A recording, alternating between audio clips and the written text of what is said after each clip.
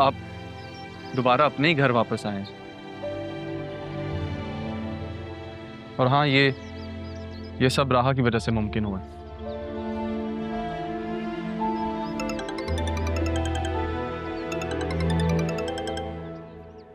Hello. अस्सलाम वालेकुम मामू, मैं राहा बात कर रही हूँ। राहा, कैसी हो बेटा? ठीक हो? मैं ठीक हूँ, आप कैसे हैं? कहाँ हैं आप? हम बस अभी सैफ हाउस के अंदर आए हैं। चलो ये अच्छा है, आप अपने घर वापस आ गए। मामू आपसे एक रिक्वेस्ट थी। हाँ कहो बेटा। मामू अगर आपकी इजाज़त हो तो मैं सैफ हाउस में एक इवेंट होल्ड करना चाहती हूँ, कर सकती हूँ? बेटा ये घर जितना मेरा है उतना ही आप ही का है, उतना ही तुम्हारा भी है। वापस आ जाओ। मैं बहुत जल्द वापस आऊंगी ज़रियून के साथ। राहा बेटा, तुम वाकई ज़रियून से निकाह कर रही है? आप मेरे गवाह बनेंगे ना मामू? मैं दूंगा गवाही। तुम्हारे और ज़रियून के निकाह में मैं गवाह बनूंगा। ठीक है? ओके बेटा, खुदा हाफिज। देखा, इतनी बेशर्म है ये। इस लड़की को तो शर्म आती ही नहीं है। अब वो तुम्हें गवाह बनाना चाहती है और तुमने भी आगे से हामी भर ली। मैं ऐसा कुछ नहीं होने दूंगी, और अगर ऐसी बात है ना अभी, तो मैं उसे इस घर में भी नहीं आने दूंगी। मामा, इससे आपकी परमिशन की जरूरत नहीं है। पापा जान की विल के मुताबिक इस घर में उसका भी हिस्सा है। इनफैक्ट बिजनेस भी दादा जान उसी के नाम करके ही है। आसिया, तुमने जो करना था वो कर लिया, और मैंने बहुत बर्दाश्त कर लिया, अब बर्दाश्त नहीं करूंगा। समझ गई तुम?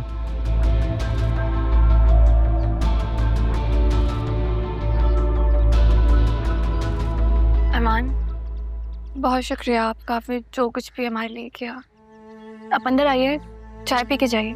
नहीं, इट्स ओके, मैं चलता हूँ, मुझे एक काम है। खलील साहब।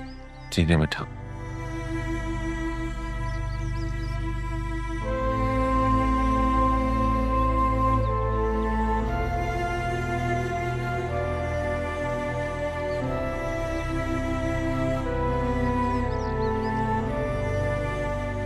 चलें बाबा?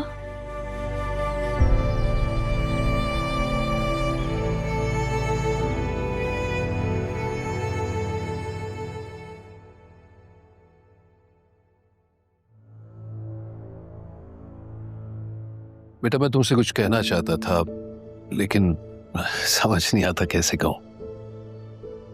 बैठे अब्बू।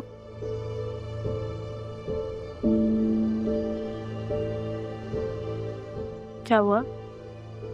खैरियत? तुम्हारा ये ज़रियून से शादी करने का फैसला गलत फैसला है रहा। अरमान ने आपको बताया होगा। अब तो फैसला हो गया ना, अब चाहे कोई भी कुछ भी कहे। और ये फैसला अपने बाप को बताना जरूरी नहीं समझा? मैं जानता हूं बेटा, तुम्हारी जिंदगी में मेरी कोई खास अहमियत नहीं है, लेकिन इतना जरूर कहूंगा कि ज़रियून तुम्हारे काबिल नहीं है। सैफ साहब के बिजनेस को तो नुकसान पहुंचा है, लेकिन बेटा वो तुम्हें सिर्फ, मेरा मतलब है वो तुम्हें एक आसान टारगेट समझता है। अब्बू मैं यही तो चाहती हूँ कि वो मुझे एक आसान टारगेट समझे। मगर बेटा वो अच्छा लड़का नहीं है। मुझे पता है वो आपको नहीं पसंद, मैं जानती हूँ, लेकिन अब तो फैसला हो गया ना।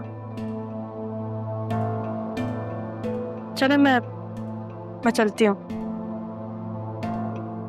और आज तो ऑफ था। हाँ वो मुझे एक काम है। तो चलो मैं छोड़ देता हूँ। नहीं वो मैंने कैब करवा लिया, मैं चली जाऊंगी।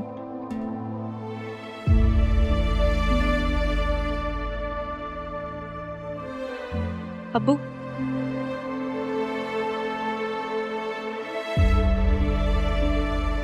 आपने मेरा तब साथ दिया था जब मेरे सारे अपनों ने मुझ पर सवाल उठाया।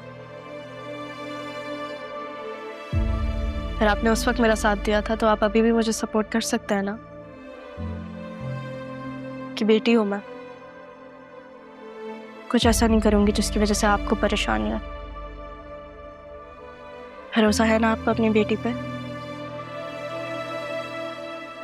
मैं आती हूँ।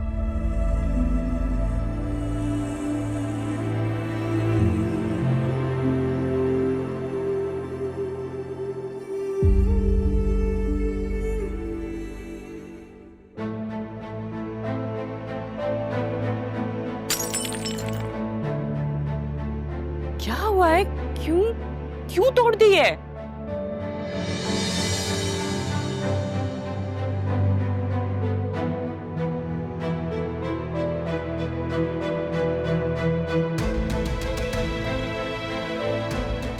देखो बेटा, खुद को हल्कान मत करो। उस राहा को भी तो देखो, तुम्हारी जिंदगी में कांटे बिछाकर कैसे ज़रियून के साथ घूमती फिरती है।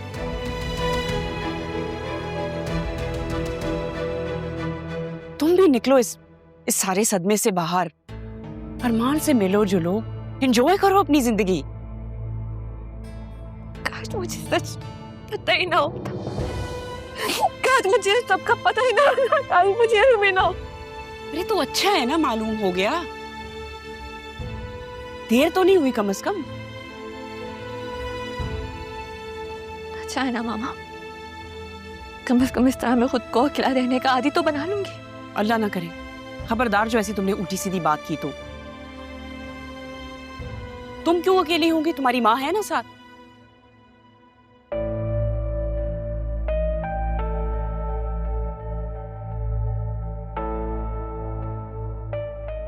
लगता है मुझे ही कुछ करना पड़ेगा।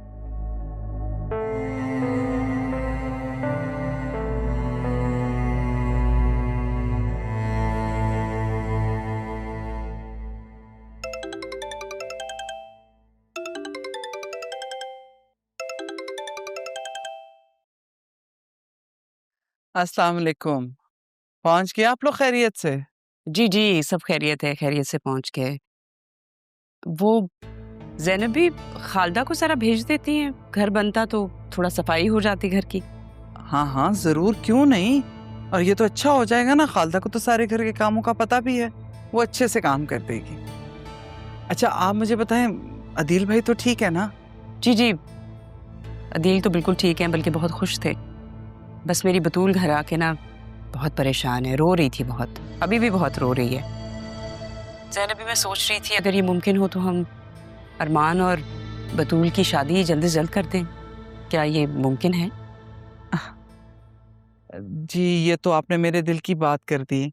आप जानती हैं अरमान भी यही कह रहा था कि जैसे ही आप लोग शिफ्ट कर जाएंगे हम बाकायदा आपके घर आएंगे।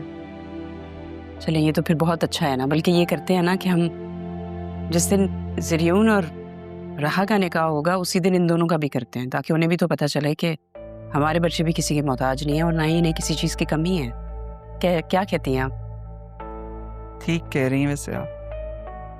अब खैर अगर किसी भी चीज़ की ज़रूरत हो तो मुझे बताइएगा। मैं तो सोची थी क्यों ना खाना बनाकर भिजवा दूँ आपको। Thank you.